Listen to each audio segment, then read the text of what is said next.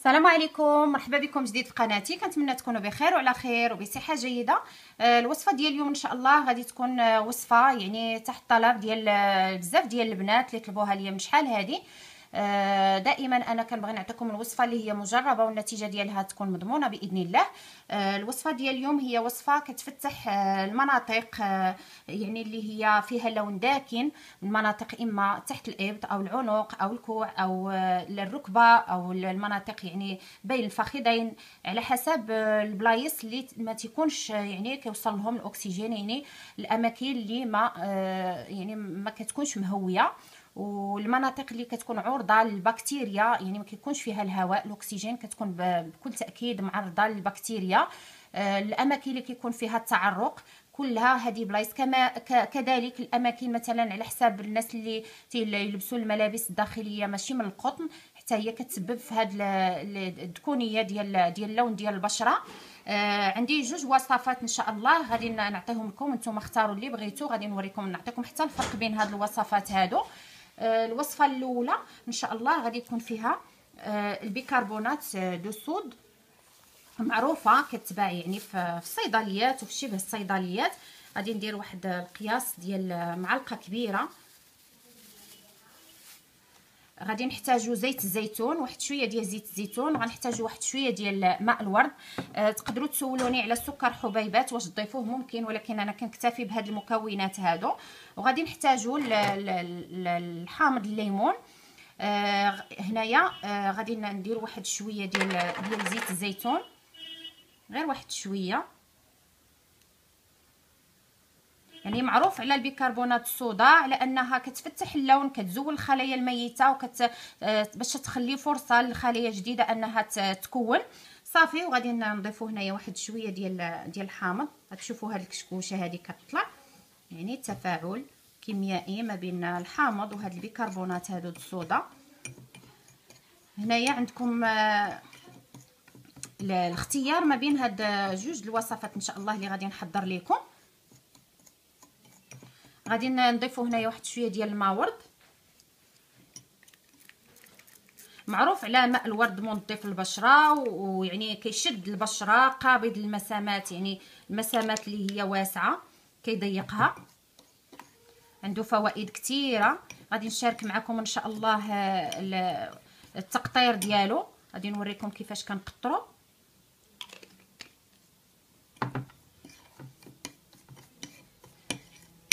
الوصفه ضروري اننا نديروها على بشره تكون نظيفه. المناطق اللي فيها الشعر خصنا نزولوا الشعر دائما، النظافه قبل عاد نديروا بحال هاد الوصفات هادو. هاد الوصفه هذه اللي غندير غنتبعها ان شاء الله، هذا غيتسمى كتقشير، وهي كافيه. هاد الوصفه كافيه وكتعطي نتيجه، وانما دائما بعد التقشير كيخصنا نديروا واحد الماسك طبيعي باش يغذي لنا البشره ويعاوننا في التفتيح ديال لون البشره ويعطي يرجع ليها الرطوبه ديالها والنعومه ديالها. غادي نشارك معكم ان شاء الله ضروري هاد الماسك من بعد هاد التقشير هذا. هاد الوصفه تقدروا مثلا تستعملوها مرتين في الاسبوع على حساب الدكونيه مثلا اللي عند كل بنت. تقدروا تستعملوها حتى مثلا 3 ايام في الاسبوع على حساب، يعني حتى كيمشيو لكم هذاك اللون الداكن صافي. يعني غادي نستعملها على يديا راه يعني نقيين. غادي نديرو هنايا واحد حركات دائريه. كاين اللي عنده هنايا هاد المفاصل هادو تيكونوا شويه اللون ديالهم مغلوق، تيكون حتى الاصابع ديال الرجلين حتى هما. تقدروا تستعملوا لهاد الوصفه هذه.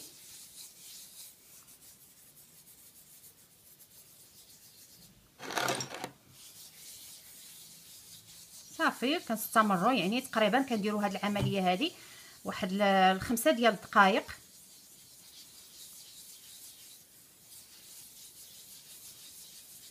غتستمروا على هذا الشكل 5 ديال الدقائق، ومن بعد الا شفتوا ان هذا الخليط هذا الشرب تقدروا تزيدوه شويه ديال ماء الورد باش يرجع لينا بحال الكريمه. شي سهل اننا نوضعوها على، ها نتوما شفتوا انا جريتها دابا باش نديرها بحال الماسك. ها نتوما تشوفوا يعني اي بلاصه غتحتاجوا انكم تفتحوا لها اللون ديالها غتطبقوها عليها على هذا الشكل هذا وتخليوها. المهم انا رونت الدنيا هنايا معليش. صافي غتخليوها هكذا كما شفتوا. تقريبا انا درت معلقه هنا كبيره على واحد المعلقه كبيره ديال البيكربونات دو الصود على معلقه صغيره ديال عصير الحامض الليمون. نتوما الا كان عندكم اماكن كثيره بغيتوا تفتحوا لها اللون كتضاعفوا من يعني من المكونات. صافي غادي نخليوها نتوما كتشوفوا كي بحال الكريمه بات. صافي وغتخليوها تقريبا 10 دقائق 5 دقائق ديال التدليك، يعني بحال كنديروا واحد التقشير. و10 دقائق كنخليو هاد الوصفه هاد المكونات على البشره ديالنا، يعني ما كتسبب حتى شي حساسيه. البنات اللي عندهم الحساسيه ديال الليمون الحامض يقدروا يستغناو عليه ويعوضوه غير بالماء الورد وزيت الزيتون. ها هو هاد الماسك هذا هو نشف. غادي نغسل يديا قدامكم، يعني كيتزول بصعوبه عفوا بصعوبه هالي. ها نتوما كتشوفوا الفرق راه باين. ها نتوما هذه اللي درنا ليها دابا التقشير مع هذه الفرق باين. غادي نمشيو ان شاء الله للوصفه الثانيه. الوصفه الثانيه غادي نحتاجو فيها خميره كيميائيه ديال الحلوى.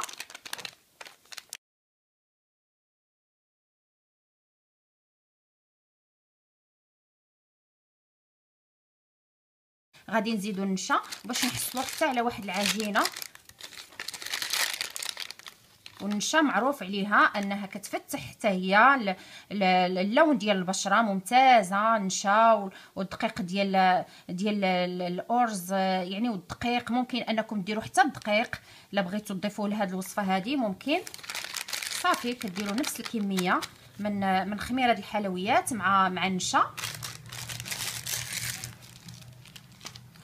وبطبيعه الحال نبقي غير هنايا شويه.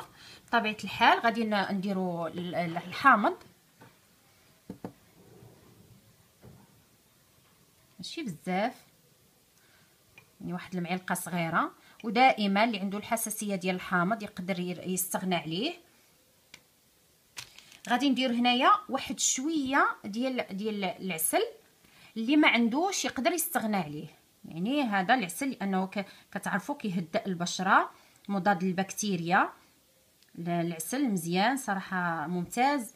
غادي نديرو هنا واحد شويه. والبنات اللي ما عندهمش ماشي بالضروره.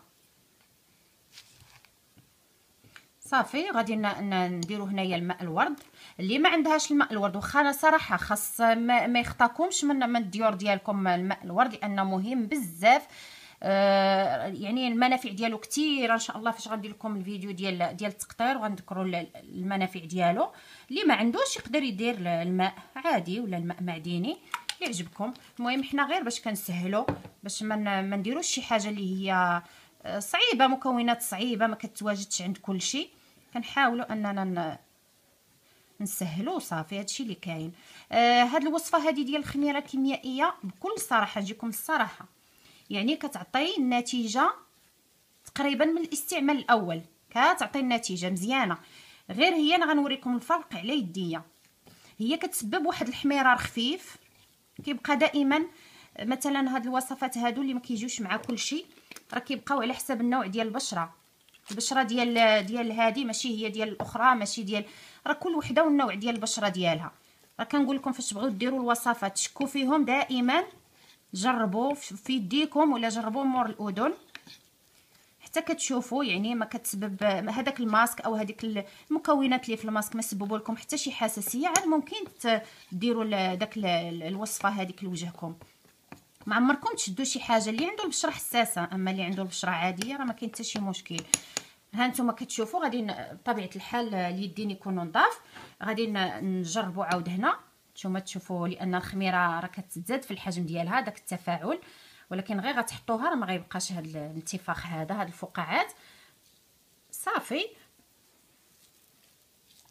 تقدروا مثلا تشدوا غير نص حامضه بحال هكا وديروها في هذيك الخميره الكيميائيه وكتبقاو كديروا يعني هاد التدليك بشكل دائري.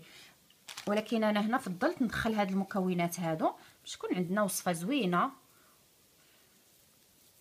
يعني مكوناتها يكونوا مزيانين. صافي المهم غنبقاو غاديين على هذا الشكل هذا، على هذا التدليك دائري، وغادي نوريكم الفرق. يعني كتحسوا بواحد الحرقان عندكم خفيف، وغادي تولي لكم يعني المنطقه شي شويه حمراء، ولكن من بعد ما كيبقى حتى شي حاجه. انا هذه بالنسبه للنوع ديال البشره ديالي، ولا يعني الناس اللي جربت معاهم الوصفه، يعني هذا الشيء اللي وقع ليهم.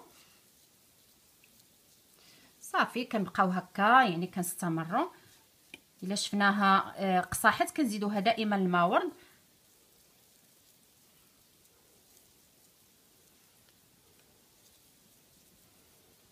صافي نبقاو 5 دقائق وحنا كنديروا هاد التدليك هذا، ومن بعد غادي نطبقوا الوصفه مثلا على هذوك المناطق اللي بغينا على هذا الشكل. صافي وكنخليوها 10 ديال الدقائق عاود، ونتلاقاو ان شاء الله من بعد ونشوفوا النتيجه النهائيه، ونكملوا يعني الماسك ديالنا كينشف. غادي نغسلو قدامكم يعني مباشره باش تشوفوا يعني كيفاش يرجع اللون ديال البشره، وكيفاش كتشوفوا يعني النتيجه يعني مباشره.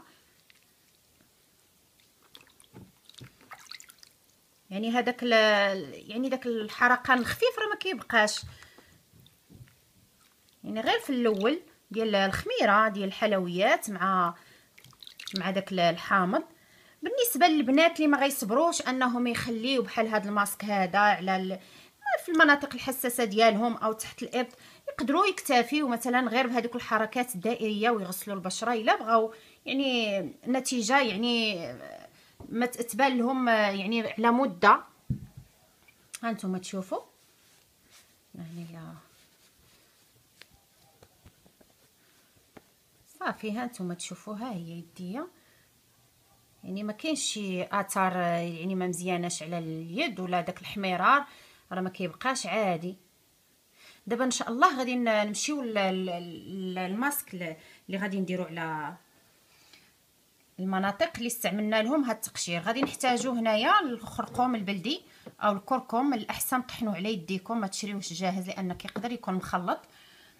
وغادي نحتاجو اما ياغورت طبيعي اللي هو الزبادي، واما قشده طريه، لان هاد الماده الكركمين اللي كتكون في الخرقوم كتذوب في العسل وكتذوب في يعني في الياغورت، وكما انه الياغورت يعني فيه داك البروبيوتيك وفيه داك حمض لاكتيك او لاسيد لاكتيك اللي هو الحمض اللبني. غادي نديرو هنايا ان شاء الله هاد الوصفه هذه. بغيتو تزيدوا العسل الحر من الاحسن، غير باش ما نصعبش عليكم. صافي كتخلطوا.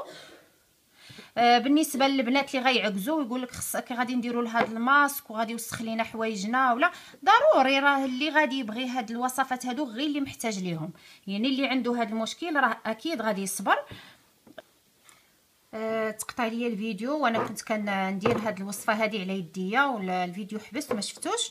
المهم خليناها في عند البنات اللي كيعكزوا مثلا غيوسخوا حوايجهم ولا هذا، كيخصوا واحد الملابس اللي هي تكون خاصه بحال هاد الوصفات هادو. دابا غادي يسخن الحال، ويعني ما كاين حتى مشكل. بغيتو مثلا غتخليو هاد الماسك هذا غير ينشف وتحيدوه، تقدروا مثلا تخليوه تباتوا به. ممكن انكم تباتوا به حتى الصباح وتغسلوه، كيعطيكم نتيجه اكثر.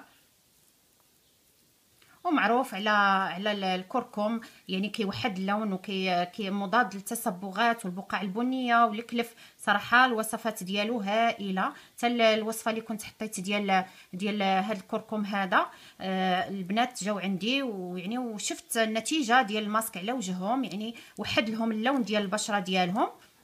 غادي نحط لكم الرابط ديال الفيديو ديال الوصفه الكركم التصبغات والبقع البنيه ان شاء الله تحت يعني الرابط تحت هذا الفيديو هذا ان شاء الله.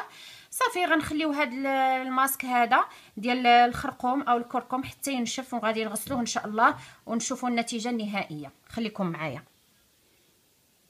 غسلت يديا من الماسك ديال الخرقوم. هانتوما كتشوفوا النتيجه. اكيد من بعد اي ماسك ضروري كديروا واحد الكريم مرطب يكون بحال هذا الكريم هذا اللي كنت حضرت معاكم، ديال اليدين ولا الجسم ولا يعني اي بلاصه مثلا بغيتوا ترطبوها، حتى البشره اللي هي جافه الوجه ممكن اننا نستعملوه. هذا ولا هاد الكريمه هذه ديال فيتامين سي اللي كنت حضرت معاكم، هادو كلهم كريمات مغذيه ويعني وكترطب البشره. بالنسبه للبنات اللي سولوني عاود مازال على الكريم اللي استعملنا من مور ليبيلاسيون يعني نزع الشعر، هي هذه سيكافيت، ها هي كتباع في الصيدليه، الثمن ديالها 60 درهم. هذه زوينه حتى بالنسبه للبنات اللي كيحيدوا الشعر وكيبقى لهم الحبوب رقيق، كيخرج لهم حبوب رقيق ولا يعني هذوك المسامات ديال الشعر كتنفخ. هذه راه زوينه بالصبار جلد لالويفيغا، راه ممتازه، هذه تقدروا تستعملوها. هادشي اللي كاين. كنديروا الكريم ديالنا ضروري، الكريم مرطب يعني من بعد هاد الوصفات هادو باش كنحصلوا على واحد البشره اللي هي رطبه. صافي هادشي اللي كاين. كنتمنى ان لا فيديو ديال اليوم يكون نال اعجابكم وتجربوا هاد الوصفات. نتوما شفتوا النتيجه على يديا وغتبان لكم ان شاء الله النتيجه. لا عجبكم لا فيديو ما تنساوش الضغط على لايك وتبارطاجيو لا فيديو. قبل ما ننسى نسيت، بالنسبه لتحت الابط لمنطقه العرق ضروري غنشارك معكم يعني هاد الكريم هذا ديال المضاد ديال الروائح تحت الابط. هذا انا كنستعملو من مده، نتيجته صراحه هائله، يعني مواد طبيعيه. بالنسبه هاد ان شاء الله هاد الوصفه هذه غادي نشاركها معكم. نتمنى ان لا فيديو ينال اعجابكم وما تنساوش تبارطاجيوه، ونتلاقاو ان شاء الله في فيديو قادم بحول الله. والسلام عليكم ورحمه الله. بسلامه عليكم.